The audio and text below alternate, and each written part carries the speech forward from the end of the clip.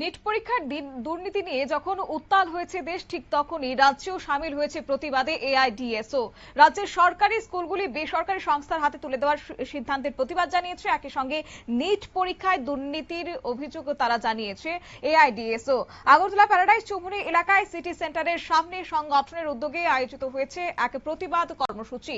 বিক্ষোভকারীরা অভিযোগ করেছেন, নিট পরীক্ষায় একের পর এক অনিয়ম এবং দুর্নীতির ঘটনা দেশের শিক্ষা ব্যবস্থার বিশ্বাসযোগ্যতাকে আজকে প্রশ্নের মুখে দাঁড় করিয়েছে। একই সঙ্গে রাজ্যের সরকারি যে স্কুলগুলি রয়েছে তাকে ধাপে ধাপে বেসরকারি সংস্থার হাতে তুলে দেওয়ার সিদ্ধান্ত শিক্ষার বাণিজ্যিকীকরণ আরো বাড়িয়ে তুলবে বলে আশঙ্কা প্রকাশ করেছে এআইডিএসও নেতৃত্বরা। শুনুন তাদের অভিযোগ। 13 থেকে 19 জুন সারা দেশব্যাপী এআইডিএসও কেন্দ্রীয় কাউন্সিল প্রতিবাদ সপ্তাহের আহ্বান করেছে।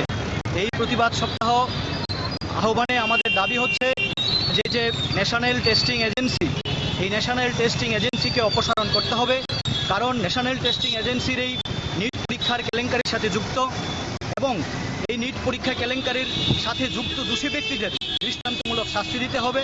সর্বভারতীয় যে পরীক্ষাগুলো, এই পরীক্ষাগুলো এজেন্সির মাধ্যমে নয়, সরকার দায়িত্ব নিয়ে এই পরীক্ষার দায়িত্ব গ্রহণ করতে হবে। তাছাড়া এই যে সরকারি শিক্ষা ব্যবস্থা সারা দেশব্যাপী নিচের দিকে নামছে, সরকারি শিক্ষা ব্যবস্থায় কোনো বাজেট বরাদ্দ করছে না। আমাদের রাজ্যেও আমরা দেখছি যে সরকারি শিক্ষা ব্যবস্থাকে মার্চ করে বেসরকারির দিকে নিয়ে যাওয়ার চক্রান্ত চলছে এবং সারা ভারতবর্ষব্যাপী শিক্ষকের যে বিরাট স্বল্পতা, আমরা চাই অতি দ্রুত এই শিক্ষক স্বল্পতা দূর হোক।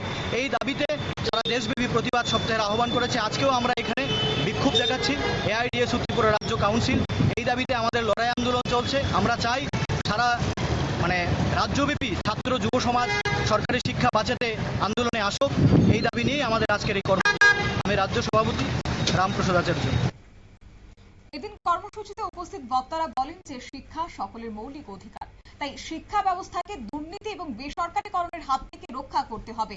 একই সঙ্গে অবিলম্বে নিট পরীক্ষায় স্বচ্ছতা নিশ্চিত করা এবং সরকারি স্কুলগুলিকে শক্তিশালী করার উপর তারা দাবি জানিয়েছেন। বিক্ষোভ চলাকালীন এদিন বিভিন্ন স্লোগানে মুখরিত হয়ে উঠেছে গোটা এলাকা। দাবি পূরণ না হলে আগামী দিনে বৃহত্তর আন্দোলনে নামারও হুঁশিয়ারি দিয়েছে এআইডিএসও নেতৃত্ব। নিয়ে নিচ্ছে ছোট্ট একটি বিজ্ঞাপন বিরতি, সঙ্গে থাকুন।